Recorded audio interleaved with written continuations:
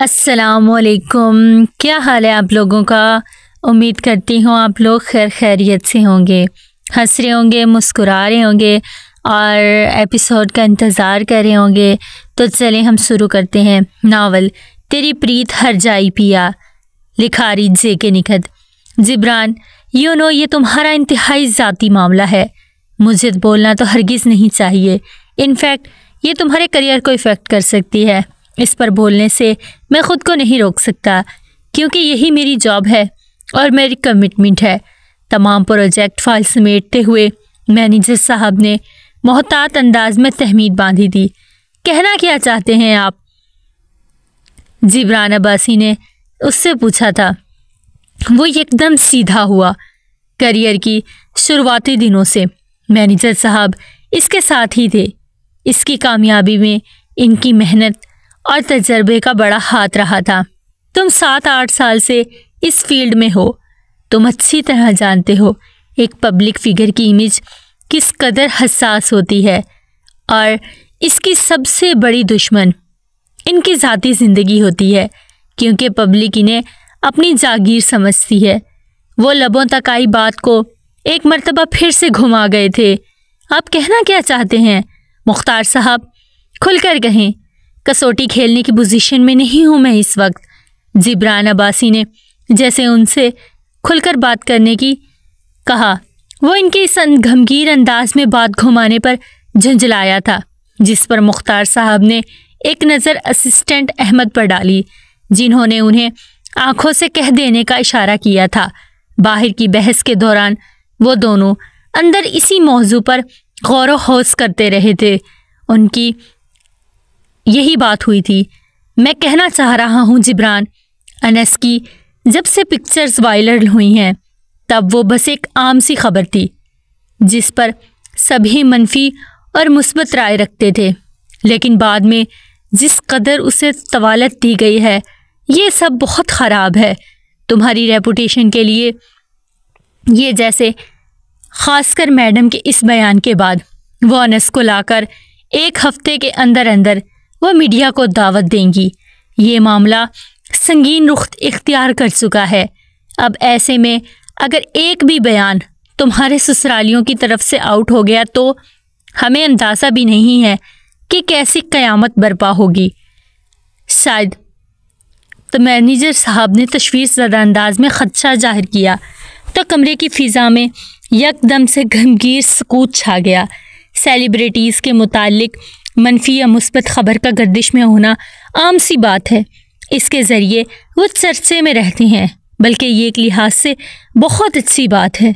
जिब्रान ने जैसे इस बात का तायीद ना की थी, लेकिन तब तक जब तक इस खबर की तायीद या तरदीद करके उसे स्टेप आउट या डाउन ना किया जाए, क्योंकि ऐसा करने के बाद अवाम इस पर चेक रखती है, जो कि इंतहाई ख़तरनाक बात है। बहुत से बुलंदियों पर चमकते हुए सितारे ऐसी ही खबरों की नज़र होकर बिल्कुल अंधेरों में गुम हो चुके हैं। ये रोशनी की दुनिया है, यहाँ कोई एक बार लैम्प लाइट से हट जाए तो फिर वहाँ खड़ा नहीं हो पाता।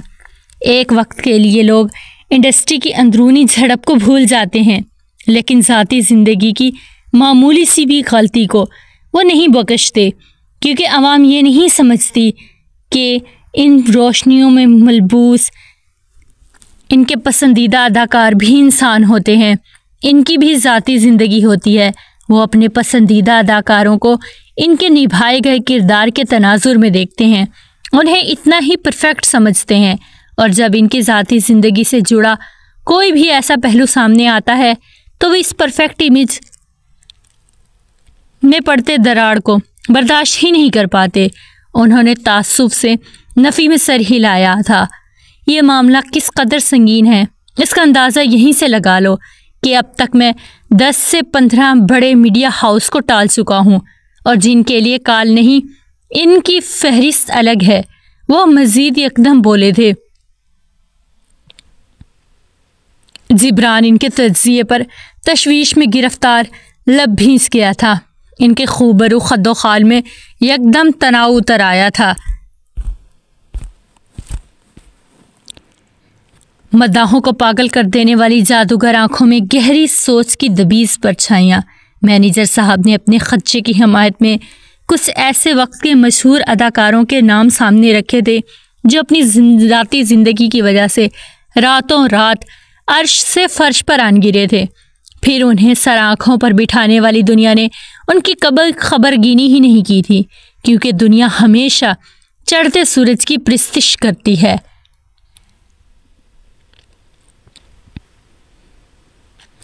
मैंने तुम्हारा स्ट्रगल देखा है जिब्रान। आज तुम कामयाबियों की जिस भी बुलंदी पर खड़े हो, ये सब तुम्हें थाली में सजाकर पेश नहीं की गई थी। इंडस्ट्री में आउटसाइडर्स को मिलने वाले कठिन चैलेंजेस को हराकर तुम यहाँ तक पहुँचे हो। जो भी फैसला करना तुम सोच समझ कर करना। आई समझ में तुम्हें, बाकी हम और हमारी टीम तो तुम्हारे बैक पर हैं ही। मैनेजर साहब इसका शाना थपथपाते हुए उस सोचों में घिरा छोड़कर बाहर निकल गए थे। बिल्कुल आम सी जिंदगी जीने वाले मद्दाहों के लिए अपने पसंदीदा सितारों की जिंदगी इतनी ही साफ सुथरी और खामियों से बिल्कुल पाक होती है जितनी कि वो पर्दे पर देखते हैं। इनके लिए अदाकारों की शख्सियत वही होती है जो वो किरदार अदा करते हैं या न्यूज़ में इनके मुतालिक छपती हैं। और जब इनकी बनाई गई तस्वीर के बरअक्स कोई रुख उनके सामने आता है तो वो अमूमन फराख दिली से उसे कबूल नहीं कर पाते। वो अपनी पसंद और अपने तरशे मुजस्मे को लेकर शिद्दत पसंद हो जाते हैं।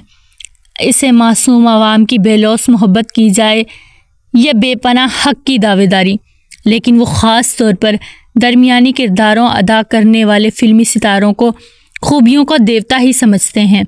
इंसानी फितरत और खामियों से बिल्कुल बालातर। इसलिए तो अक्सर मनफी किरदार अदा करने वाले अदाकारों को असल ज़िंदगी में भी नफ़रत और नापसंदीदगी का सामना करना पड़ता है, चाहे असल ज़िंदगी में हो या सोशल मीडिया पर।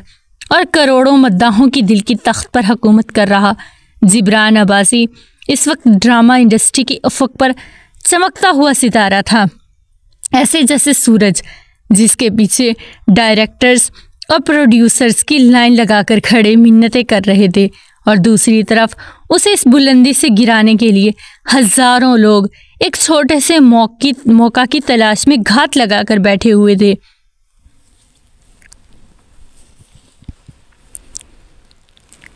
ये बात सच पर मबनी थी। हाँ, ये सच था। इसके हुस्न व वजाहत से मुतासिर होकर कास्टिंग डायरेक्टर्स ने एक नज़र में उसे साइन कर लिया था, लेकिन वो बस एक शुरुआत थी। आज वो जिन बुलंदियों को भी ज़ेर करके मजबूती से खड़ा था, इसके लिए इसने बहुत से पापड़ बेले थे, जूतियाँ चटखाई थीं। तब जाकर गुमनाम जिब्रान अब्बासी दी ब्रांड जिब्रान अब्बासी बना था। वो अपनी बरसों की मेहनत और रियासत पर कतई आंच नहीं आने दे सकता था। तो फिर क्या वो निकाह के लिए इस बड़े से सवालिया निशान के आगे इसके सोचों की अलगार से न बरमसमूदा होती सोचें थी। ज़िंदगी आ तेरे रुखसार पे बोसा दूँ तो किसी रोज़ किसी रात बिछड़ जाएगी। कोड़े कागज़ पर भी कलम चलाने से कबल इंसान एक नाकदाना नज़र इस पर यूं ही डाल लेता है, और इसने निकाहनामे पर दस्तखत करते हुए एक निगाह तक नहीं डाली थी, ऐसे जैसे ये एक कागज़ का टुकड़ा हो। उसने एक चट्टी निगाह तक इस पर नहीं डाली। मौलवी साहब ने जिस जगह उंगली रखी थी, एक ट्रांस की कैफियत में इसने साइन कर दिए थे। एजाब व कबूल के मराहिल भी इसने सपाट से अंदाज में तय किए थे, ऐसे जैसे फ़र्क ही ना पड़ता हो।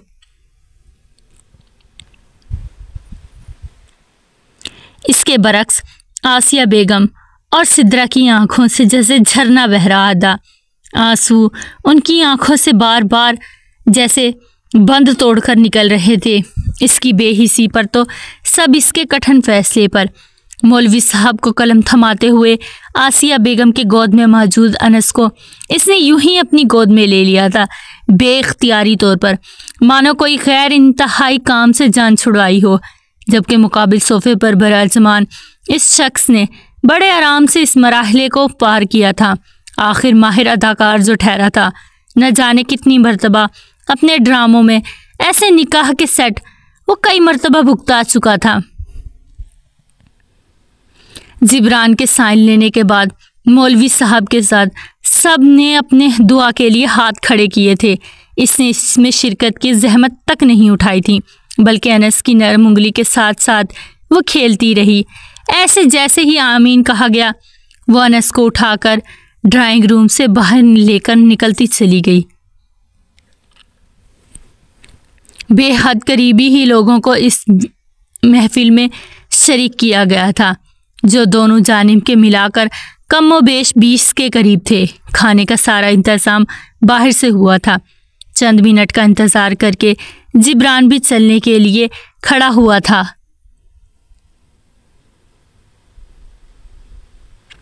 पर बेटा, आपने तो कुछ खाया ही नहीं है, फारूक साहब लजाजत भरी अपनायत से बोले। दूसरी बेटी और नवासा इस शख्स के हवाले था। आवाज़ व अंदाज में नरमी तो रखनी ही थी। यूं भी वो बेचारे इंतहाई सादा लो इंसान थे। उन्हें दुनियादारी का इतना कोई ख़ास इल्म तो था, लेकिन वो झुकना जानते थे। नहीं अंकल, फिर कभी एक तो लंच करके ही इधर आना हुआ है, दूसरा मेरा कहीं पहुंचना बहुत ज़रूरी है। बाप पर एक नज़र डालकर इसने स्वभाव से पहलू बचाया। फिर भी बेटा, कम से कम काफ़ी ही ले लें, मैं भी किसी से कहता हूँ। वो अंकल, नहीं अंकल, कोई ज़बरदस्ती नहीं है। इसने कहते कलाई पर बंधी घड़ी पर एक निगाह डाली। इशारा था कि वह जल्दी निकलना चाहता है, जिसके बाद फारूक साहब ने भी इसरार नहीं किया था। इसका ड्राइवर बाहर मुंतज़िर था। वो गहरी भूरी आंखों पर सनग्लासेस चढ़ाता हुआ फारूक मंजिल से रवाना हो गया था। फारूक साहब इसी जगह खड़े के खड़े रह गए थे। न जाने इनकी इस बेटी के मुस्तकबिल का क्या होना था। बेटियों के नसीब की फ़िक्र मजबूत से मजबूत मर्द के कांधे भी झुका देती है। फ़िक्र नहीं करो, मैं हूं ना तुम्हारे साथ। अब्बासी साहब ने फारूक साहब के कंधों पर हाथ रखते हुए उन्हें तसल्ली दी। वो आज़दगी से मुस्कुरा दिए। मेरी ख्वाहिश थी तुम कम से कम शादी करके अपने ही ख़ानदान में आती।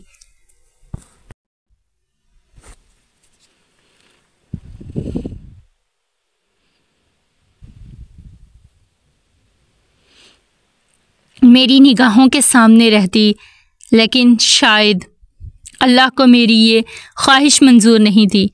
तुम्हारे नाना नानी का ज़्यादा हक है और मेरा हक महदूद है, इसलिए इनके किसी भी फ़ैसले को खुंदा पेशानी से मैंने तस्लीम किया है। लेकिन याद रखना, तुम अकेली नहीं हो। तुम्हारे पापा तुमसे बस एक फ़ोन कॉल की दूरी पर है। कमरे में इससे मिलने आए जावेद साहब ने शिद्दत जज्बात से इसकी पेशानी का बोसा लेते गुलोगेर लहजे में कहा, तो इसकी खुश्क आँखों में तरावट और लबों पर मुबहम सी तबस्सुम की कली फूटी थी। ये इसके वालिद थे, जावेद ज़फ़र। माँ के इंतकाल के बाद वो नानी की गोद में आई थी। फिर दूसरी शादी के बाद जावेद साहब ने जब उसे ले जाना चाहा, तो वो नाना नानी और सदफ़ की इस कदर आदी हो चुकी थी कि उन्हें अपनी इस ख्वाहिश को इसकी खुशी के लिए मारनी पड़ी थी। लेकिन कभी भी वो इससे गाफिल नहीं हुए थे। फारूक साहब के बराबर वो भी इसकी सारी ज़रूरतों का ख्याल रखते थे। वो अक्सर बाप के घर जाकर कुछ दिन गुजार कर आती थी। जावेद साहब की दूसरी बीवी भी कोई रिवायती सुतेली माँ हरगिज़ नहीं थी। वो बहुत लाडो प्यार से रखती थी, लिहाजा उसे कभी भी उनसे कोई शिकायत नहीं रही थी। उनके दोनों बच्चे भी इस पर जान निसार करते थे। इतना आनन फानन सब हुआ था, फिर भी उन्होंने जेवरात के अलावा इसके बैंक अकाउंट में खदीर रकम जमा करा दी थी बतौर जहेज़। खुश रहना हमेशा। उन्होंने इसके सर पर हाथ रखकर और अनस के सर पर भी दस्ते शफ़क़त रखते दुआ दी और कमरे से निकल गए थे। इसने पहलू में धरे सियाह रंग के दरमियानी साइज बैग को देखा, जिसमें जावेद साहब के लाए जेवरात के डब्बे थे। जरी सिद्रा की संजीदा आवाज़ पर इसने यकदम अपनी निगाहें उठाई थी। सवालिया निगाहों से उसने देखा। शफाअत आया है तुमसे मिलने। सिद्रा की इत्तला पर इसकी आंखों का रंग बदला। दरवाजे के बाहर ही खड़ा है वो, भेज दो कहकर वो अनस की तरफ मुतवज्जा हो गई थी। कुछ तवक्कुफ से कमरे में भारी कदमों की धमक गूंजी थी। आहिस्ता आहिस्ता जो बढ़ते हुए कुछ फासले पर आकर थम गई थी। कैसी हो? धीमे लहजे से कर बयां था। ज़या का शिद्दत आवर एहसास, जैसे तुम्हें नजर आ रही हूँ। वो लबों पर आम सी मुस्कान सजाए मुतवज्जा हुई। वह सरापाए हसरत बना उसे ही देख रहा था। इसके जवाब पर दिल शकनी से मुस्कुराया। मेरा मिजाज ही माइल नहीं सदाओं पर, वगरना मैंने जिसे भी पुकारा आएगा। शफात इसके बड़े ताया का बेटा था। इंजीनियरिंग के 4 साल वो साथ ही थे। इसकी बहुत अच्छी दोस्ती भी थी इससे, और अंदाज़ा भी था कि वो उसे पसंद करता है। लेकिन उसे लगा शायद ये पसंदीदगी ही हो। लेकिन ना उसने कभी इजहार किया था, ना ही जरनाब ने कभी ये तासुर दिया था कि वो इसके दिल की हालत से वाकिफ़ है। इसकी तरफ से कुछ भी ऐसा था ही नहीं, तो भला वो क्यों कुछ कहती। अच्छी बातचीत थी और बातचीत तक ही रही थी। तुम ससुराल चली जाओगी, मैं भी जा रहा हूँ। फिर न जाने कब मिलना हो या ना हो, सोचा तुमसे मिलता जाऊं। वो खुद को कंपोज करता कहता निगाह इसके चेहरे से हटा चुका था। तो क्या ऐ शख्स तुझको उम्र भर न देख पाऊंगा, तो क्या बिनाई की नेमत यूं ही बेकार जाएगी।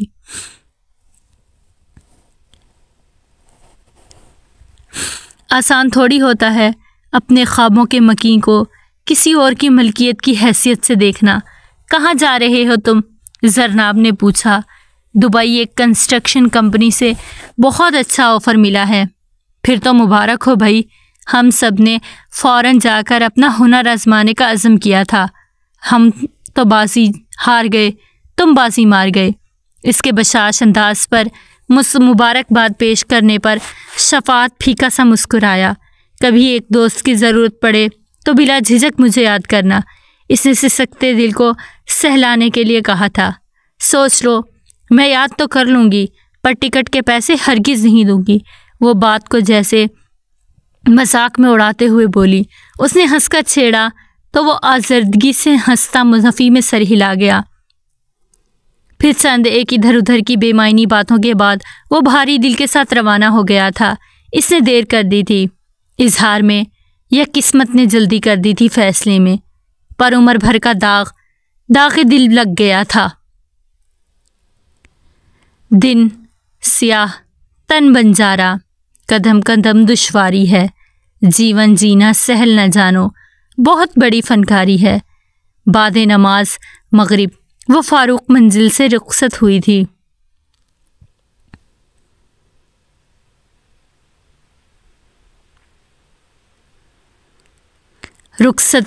वक्ते रुखसत एक तरफ सबकी आंखें अश्कबार थीं, तो दूसरी जानिब इसकी आंखों में तपते सहरा का आलम था। जैसे आँख ही नहीं, जज्बात भी बंजर ज़मीन हो गए हों। अनस इसकी गोद में था। बराबर में अब्बासी साहब की भतीजी बैठी थी। गाड़ी सबक रफ्तारी से चल रही थी। अब्बासी साहब ड्राइवर के साथ वाली सीट पर बराजमान थे। पीछे एक और गाड़ी थी जिसमें अब्बासी साहब के छोटे भाई अपनी फैमिली के साथ थे। यूं ये मुख्तसर सा काफिला रुखसती लेकर रवाना हुआ था, जिसमें ना दूल्हा शामिल था और ना दूल्हे की माँ बहन। मुख्तलिफ रोशन और तारीक रास्तों से गुजरती हुई गाड़ी अब्बासी मैंशन की दो हेकल गेट के बाहर जाकर लम्हे भर के लिए रुकी थी। गार्ड ने दूर जाकर दरवाज़ा खोला तो रोश पर रेंगती हुई अंदर दाखिल हो गई। वेलकम बेटा, अब्बासी साहब ने खुद उतरकर इसकी जानिब का दरवाज़ा खोला था। इसने अनस को अच्छी तरह बाहों में समेटकर कदम बाहर रखे थे। सामने ही सुनहरी रोशनियों में नहाई अब्बासी मैंशन की आलीशान इमारत तमतराक से खड़ी थी। घूर सियाह रात में सुनहरी रोशनी से सोने की मानित चमक रही थी। सफ़ेद इमारत अलग ही हुस्न समेटे हुए थी। जिब्रान अब्बासी से जुड़ी हर शय ही मबहूत कर देने वाली थी। ऐसे ही तो इस इमारत की एक झलक देखने के लिए इसके फैंस पागल नहीं हो रहे थे। करोड़ों लोगों के यकदम बरअक्स इस वक्त इसके मुकाबिल एक मुस्तहकम हवाले के साथ खड़ी जरनाब जावेद के अंदर अलाव जल रहा था। क्या कुछ याद नहीं आया था इस जगह पर खड़े होते हुए? सदफ की 5 साल की शादी में वो बस एक मर्तबा शादी के दूसरे दिन नाश्ता लेकर आई थी। इसके बाद अब्बासी साहब के इसरार, सदफ की नाराज़गी के बावजूद इसने खुद इन खुदनुमाई के शौकीन लोगों की सल्तनत में कदम नहीं रखा था। लेकिन आज जैसे वक्त ने एकदम अंगड़ाई ली थी। इसने मुश्किल से अपने जज्बात के आगे बंद बांधे थे। अब तो हिसाब बराबर करने का वक्त आया था। अब उसे जज्बाती थोड़ी होना था, बल्कि पत्थर बन जाना था। फिर लोग इससे टकराएं, ये लोगों से वो ज़ख्म टकराने वालों का ही मुकद्दर ठहरना चाहिए। इसने मौसम इरादे से बंद बांधते हुए अपने जज्बाती इरादों को जंजीर के साथ मुफ़्कल किया था। चले ना भाभी। अब्बासी साहब की भतीजी ने इसके बाजू पर हाथ रखा तो इसने हौले से सर को जुम्बिश दिया। फिर सबकी हमराही में वो अंदर दाखिल हो गई। राज जैसा महल, अब्बासी मेंशन, जिब्रान अब्बासी की शोहरत के शयाने शान ही था। तीनों माँ बेटी घर में मौजूद नहीं थी। अब्बासी साहब की भतीजियों ने ही माँ के साथ मिलकर सब कुछ किया था और फिर वापसी के लिए तैयार हो गए थे। भाई साहब, हम सब इजाज़त चाहेंगे। हसन अब्बासी ने लज्जात भरे अंदाज में इजाज़त चाही थी। रात तो ठहर जाओ, सुबह चले जाना, उन्होंने इसरार करना चाहा। नहीं ना भाई साहब, फिर कभी, कल बच्चों का स्कूल और कॉलेज भी है। उन्होंने बड़ा ही आम सा उज़्र तराशा तो चाह कर भी अब्बासी साहब मज़ीद इसरार नहीं कर सके। जानते थे वो लोग इन तीनों माँ बेटियों की वजह से नहीं ठहरे हैं। यूं भी वो लोग शाज़ो नादिर ही किसी मौके पर घड़ी दो घड़ी के लिए अब्बासी मेंशन आते थे। जीनत बेगम मिलानसार तबीयत तो पहले भी नहीं रखती थी। जिब्रान की शोहरत की बुलंदियों ने लगी बंधी मुरव्वत को भी ख़त्म कर दिया था। जहाँ मुरव्वत और अपनायत का बसेरा ही नहीं था, वहाँ अपने किसी तरह आ सकते थे। क्या हुआ उन्हें? अब्बासी साहब इन लोगों को रुखसत करके लौटे तो जरनाब अनस को लेकर टहल रही थी। भूख लगी है, आप इनका बैग मंगवा दें मुझे गाड़ी से, वो अनस को संभालती हुई बोली थी। वो तो मैंने कमरे में रखवा दिया है आपके। आए। वो पोते को रोने के मूड में देखकर अजिल्लतन राहदारी की तरफ बढ़े तो जरनाब ने भी इनके कदम से कदम मिलाए। कमरे में पहुंचने तक अनस ने एहतजाजी प्रोग्राम ज़ोर शोर से शुरू कर दिया था। उसने ज़ोर ज़ोर से रोना शुरू कर दिया था। जैसे तैसे बोतल बनाकर जरनाब ने इसके मुंह में डाला। तब कहीं जाकर प्रिंस चार्ल्स का एहतजाज ठंडा हुआ था। मैं आपसे शर्मिंदा हूँ बेटा, आप पहली बार घर आईं और आपका इस्तकबाल इस तरह से हो रहा है। इनकी निदामत में डूबी आवाज़ पर फीडर पकड़े बैठी जरनाब ने निगाहों का जाविया बदलकर उन्हें देखा। आपको होना भी नहीं चाहिए अंकल। वो फीडर को तकिए के सहारे अटकाकर अपनी जगह खड़ी हुई थी। चेहरे और लहजे दोनों ही सपाट थे, उनमें कोई तासुर नहीं था। मैं कोई अरमानों की डोली लेकर नहीं आई हूँ जो मुझे ऐसे शर्मिंदा होना चाहिए या मुझे कोई फ़र्क पड़ेगा इन सब चीज़ों से। दफन हो गई वो लड़की 6 महीने कबल ही, जो अरमानों की बारात लेकर इस दहलीज तक आई थी, जिसकी आंखों में गैर हकीकी ख्वाबों की अलूही चमक थी, जिसकी दामन में खुश आइंद मुस्तकबिल के जुगनू समेटे हुए थे। मैं वो लड़की हूँ ही नहीं जिसकी उंगलियों के पोर पोर ख्वाहिशों के कोसे कज़ां से रंग लिपटे हों। मैं तो यहाँ अनस के लिए आई हूँ। मेरा किसी से कोई वास्ता, कोई सरोकार नहीं है।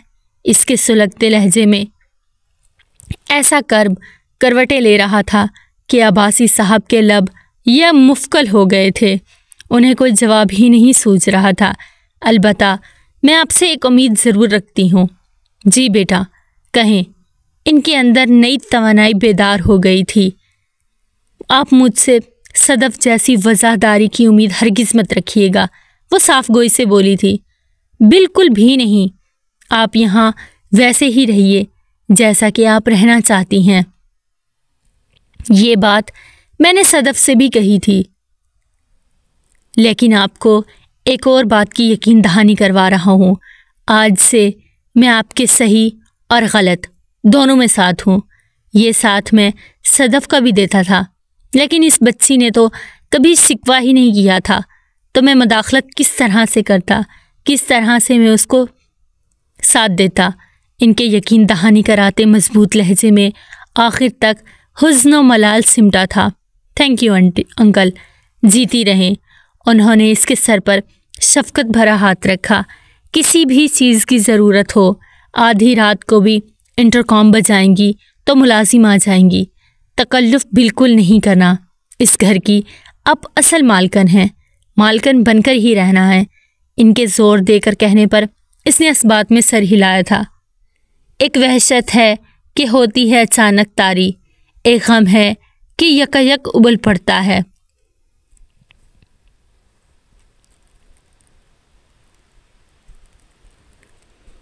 अब्बासी साहब के जाते ही इसके ढीले असाब तेज़ी से तने थे।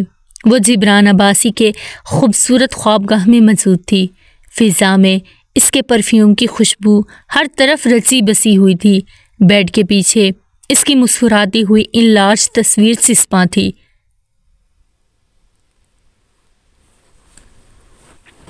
गर्ज कमरे के हर ज़रे में इसका लम्स था।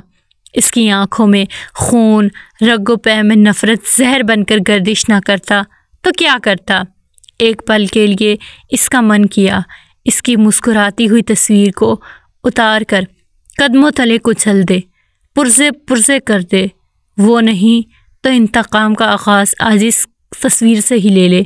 लेकिन अनस के रोने पर इसका ध्यान भट गया और फिर अनस को सुलाते हुए कब इतने दिनों का थका जहन नींद की वादी में उतरा कि उसे खुद खबर तक नहीं हुई थी।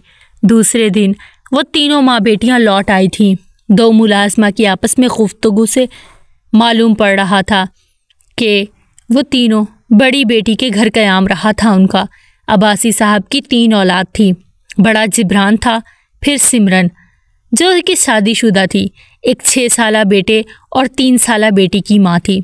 सबसे छोटी सनोबर मंगनीशुदा थी, पर तीनों का गठजोड़ कभी नहीं टूटता था। हर जगह ये तकून हमेशा साथ होता था। घड़ी 2 घड़ी के लिए सिमरन ससुराल को दर्शन देकर वापस अब्बासी मेंशन आन वारिद होती थी।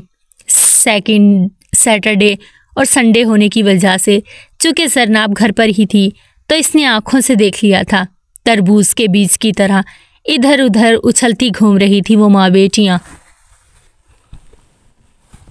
उन्होंने इस माँ बेटियों ने उसे नहीं छेड़ा तो इसने भी उन्हें नहीं छोड़ा था। अलबत्ता इसकी आंखों में रेत की तरह चुभने के लिए वो सारा वक्त घर में इधर से उधर बेफिक्री से ही घूमती रही थी, मानो बरसों से इसकी घर के चप्पे चप्पे से वाकफियत रही थी। हत्ता के फारूक मंजिल में भी जब वो ऑफिस का काम वो तन्हाई में करने की आदी थी। इस दौरान कोई उसे डिस्टर्ब करता तो इसकी खैर नहीं रहती थी। लेकिन 2 दिन से वो सारा ऑफिस का काम भी मेन हाल में बैठकर कर रही थी। वहीं से मलका की तरह वो मुलाजमीन को छोटी छोटी काम के लिए, ज़रूरतों के लिए पूरा एतमादी से आवाज़ देती रही थी।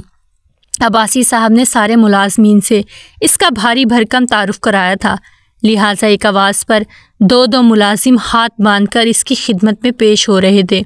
2 ही दिन में उसे यूं झांसे की रानी बनकर शाहाना अंदाज में उसे ट्रीट किया जा रहा था।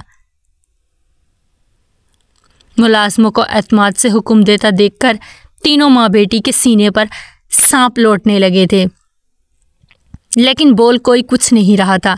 शायद बेटे के आने का इंतज़ार था, जो किसी कमर्शियल शूट के लिए शहर से बाहर गया हुआ था। ये खबर दूसरे दिन उसे अब्बासी साहब ने दे दी थी, जिस पर उसने कान हरगिज़ नहीं धरा था। बातों ही बातों के दौरान माँ बेटियों की जानिब से बिना सिमत का तयन किए एक आध हवाई तीर इसकी जानिब रवाना हुए थे, जिसे इसने आंखों की जुम्बिश से कता कर दिया था। दुश्मन के वार को काबिले इतना न जानकर साने पर बैठी नादीदा धूल की तरह खामोशी से झाड़ा था। इसमें भी एक अजब लुत्फ था। ये जरनाब को आज ही मालूम हुआ था। वो अच्छे से मौके की मुंतज़िर थी, तब तक इनके जलने कुड़ने का मज़ा ले रही थी। इसका भी अपना ही मज़ा था। जरनाब के जलते दिल पर उन्हें बीच-सताब खाते देखकर ठंडी फुहार गिर रही थी। रखा ही घर में क्या है कि तरतीब दूं जिसे, कुछ ख्वाब हैं इधर से उधर कर रहा हूं मैं। इतवार की रात ने पर फैलाए थे। वो किचन में खड़ी अनस के लिए आसिया बेगम की हिदायत के मुताबिक दलिया बना रही थी। अनस 6 माह का हो गया था। डॉक्टर्स का कहना था अब दूध के अलावा इसकी डाइट में थोड़ा थोड़ा दाने भी शामिल होने चाहिए। वो दलिया बना रही थी। खानसामा माँ इसके पास ही खड़े देख रहे थे ताकि कल से वो ये जिम्मेदारी अच्छे से संभाल सकें।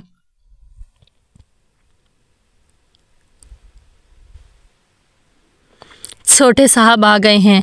बड़ी बेगम ने ये लिस्ट दी है शाम के खाने की। दौड़ती हुई मुलाजमा ने इसके पास खड़े खानसामा को लिस्ट थमाई थी। बहू बेगम, दलिया बन गया है क्या? मैं ज़रा देख लूँ ये सब। उसने उन्होंने लिस्ट की तरफ इशारा करते हुए उससे पूछा था।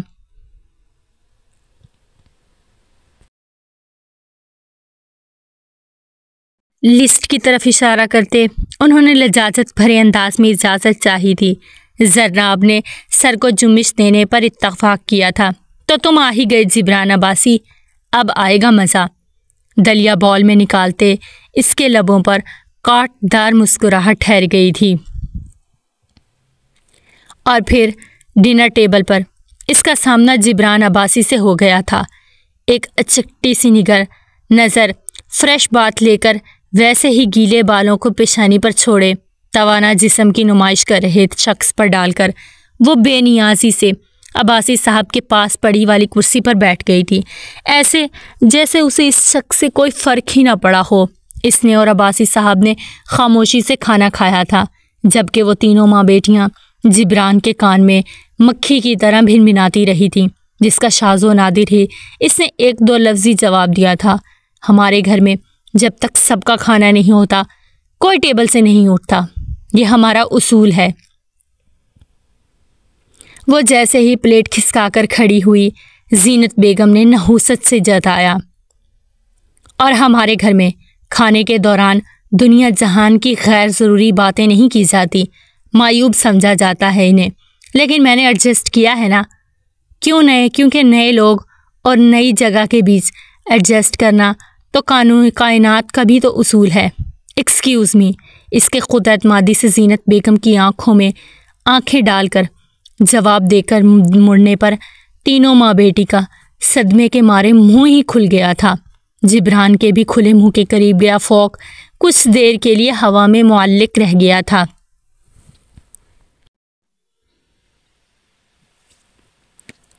जबकि अब्बासी साहब मुस्कुराहट दबाते हुए पुश्त मोड़कर निकल गए थे। घर में जो भी इनकलाब वो नहीं ला पाए थे, वो ये लड़की जल्द ही अबदीर लेकर आने वाली थी।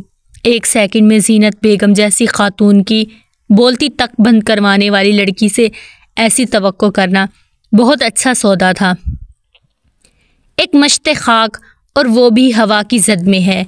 जिंदगी की बेबसी का इस्तारा देखना है। वो माँ बहन के शुरू होने से कबल ही थकन का बहाना बनाकर इनके चुंगल से निकला था। थकन तो खैर वक्तनी उसे बहुत हो रही थी। गुज़िश्ता 2 दिन वो शहर से दूर पहाड़ों में मशहूर परफ्यूम ब्रांड का एड शूट करता रहा था, जहां ज़िंदगी जीने के महदूद वसाइल से ही मुश्किल से दस्तयाब थे। सहूलत और आसाइशात का तो तस्वर ही मुज़ाहिरा खेज़ था। लिहाजा वो बजाय इधर उधर जाने के सीधा कमरे में चला आया था। अंदर दाखिल हुआ तो वो बेड के बीचों बीच हाथ पैर मारते हुए खेल रहे थे। गोल मटोल से अनस में मसरूफ़ नज़र आई। इसके कमरे में सिर्फ 2 वजूद का ही इजाफा नहीं हुआ था, बल्कि और बहुत सारी तब्दीलियां रौनमा हुई थी, जिसका सरसरी सा जायज़ा वो कुछ देर पहले ही ले चुका था। अब तफसीली निगाह नज़र डाली तो बालकोनी के शीशे की दीवार के मुकाबिल रखे अपने पसंदीदा सिंगल सोफ़े की जगह बेबी कॉट की बड़ी तब्दीली निगाहों की गिरफ्त में आई। पर सोफ़ा कमरे में कहीं नज़र नहीं आया था। वो जगह और सोफ़ा दोनों इसका पसंदीदा था। वो इस पर नीम दराज होकर राजा महाराजा की तरह कभी धूप तो कभी ठंडी हवा से महजूज होते कॉफ़ी की चिस्कियों के साथ स्क्रिप्ट वगैरह पढ़ा करता था। यहाँ एक सोफ़ा हुआ करता था। मतलाशी निगाह नाकाम लौट आई तो इसने सवाल किया, हुआ करता था? जवाब बेनियाजी में लिपटा हुआ था। अब कहाँ है? स्टोर रूम में। क्यों? इसके नपे तुले जवाब पर जिब्रान को यकदम तैश आया था, क्योंकि बड़ों की तरह बच्चों को भी विटामिन डी की ज़रूरत होती है, लेकिन बच्चे बड़ों की तरह खुद चलकर तो धूप में विटामिन डी लेने तो नहीं जा सकते। इसलिए जो मुझे ज़रूरी था वो मैं इसने इस जगह लगा दिया, यानी अनस का कार्ड। इसका बेतवज्जी में लिपटा हुआ जवाब इस कदर तफसील समेटे हुए था कि वो इसकी पुश्त देखता रह गया। कहता भी तो क्या, इस कदर काट छांट कर वो बात कर रही थी। वो खुद में ही उलझा उलझा सा वाशरूम की जानिब बढ़ गया था। वापस आया तो वो सोने की तैयारी कर रही थी। उसे बेड के दरमियान में सोने की आदत थी, जहां अनस ऊँघ रहा था। दीवारगीर आईना के मुकाबिल खड़े होकर अपना जायज़ा लेते उसे मजबूरन वापस इस बेनियाज वजूद को छेड़ना पड़ा था। ये यहाँ सोएंगे? इसका इशारा अनस की जानिब था। मैं अनस को साथ सुलाती हूँ अपने। जवाब देते इसकी तमाम तर तवज्जो का मरकज़ अनस ही था। उसे कार्ट में डाल दो, मुझे छोटे बच्चे के साथ सोने का बिल्कुल भी आइडिया नहीं है। टी शर्ट का आखिरी बटन खोलते इसने हुक्म जारी किया था। इनका नाम अनस है, अनस जिब्रान अब्बासी, और कुछ दिनों में आइडिया और आदत दोनों हो जाएगी। एक एक लफ्ज़ पर दबाव डालते इसने सर्द अंदाज में जताया तो जिब्रान मुताज्जिब सा इसकी तरफ मुड़ा, फिर अपने मुतहय्यर तासुरात छुपाता हुआ रोबदाराना अंदाज में बोला, मैंने कहा इन्हें कार्ट में डाल दो, मतलब डाल दो। वो ये रोएंगे और मेरी नींद डिस्टर्ब होगी। कल शूट पे जाना है मुझे। इसकी भारी आवाज़ में मरूब व मग़लूब करने वाला हर अंसर शामिल था, लेकिन मुकाबिल जरनाब पर सब बेअसर गया था। इसने आराम से अनस के मुंह से खाली फीडर बोतल हटाकर साइड टेबल पर रखी थी और दुपट्टा दुरुस्त करती हुई दरवाजे की सिमत बढ़ गई। कहाँ जा रही हो? जिब्रान इसकी जुरात पर शिद्दत था। अंकल से पूछने कि जब तुम रात में रोते थे तो वो तुम्हें कहाँ डाल कर आते थे, और इनकी नींद डिस्टर्ब होती थी तो वो तुम्हें कहाँ डाल कर आते थे, ताकि मेरी रहनुमाई हो सके। पलटकर इसने जिस तनफ्फुर भरे अंदाज में जवाब दिया था, जिब्रान अब्बासी के 14 तबक रोशन हो गए थे। तुम्हारा दिमाग दुरुस्त है? यकदम ही इसकी गैर मुतवक्का रवैया जिब्रान का दिमाग घुमा गया था। यह सवाल तो मैं तुमसे भी कर सकती हूँ। इसने कमाल जुरातमंदी से अपने तुर्श नज़र जिब्रान की नागवारियत से भरी गहरी भूरी आंखों में गाड़ी। ये तुम किस लहजे में मुझसे बात कर रही हो? जिब्रान की कनपटियों में खून ठोकर मारने लगा था। इसी लहजे में जिसमें तुम मुझसे बात कर रहे हो। वो तनक कर कुछ कहने लगी थी कि अनस की रोने की आवाज़ पर वो तनफ्फुस से हनकारा भरती बेड की जानिब दौड़ी। जिब्रान इसी जगह खड़े पीछे ताप खा रहा था। आज तक तारीख़ में किसी भी सिन्फ़े मुखालिफ ने इससे यूं बात नहीं की थी। लड़कियां तो इसकी गहरी भूरी आंखों की जुम्बिश पर कुर्बान जाती थी, और ये लड़की इसकी दिमाग की नसें तन गई थीं, जबकि वो उसे तड़ातड़ चलती बंदूक की गोली की तरह जवाब देकर इस 6 माह के बच्चे से न जाने किस कोताही की माफ़ी तलाफ़ी कर रही थी। और फिर देखते ही देखते वो खुद कंफर्टर दुरुस्त करती लेट गई थी। साइड लैंप ऑफ करके अनस को करीब करती अपनी जगह दराज हो गई थी। जिब्रान हक दक सा खड़ा का खड़ा रह गया था। फिर गुस्से से टी शर्ट उतार कर एक जानिब उछालता हुआ आकर बेड पर अपनी जगह बैठते साइड टेबल से एसी रिमोट उठाया था तो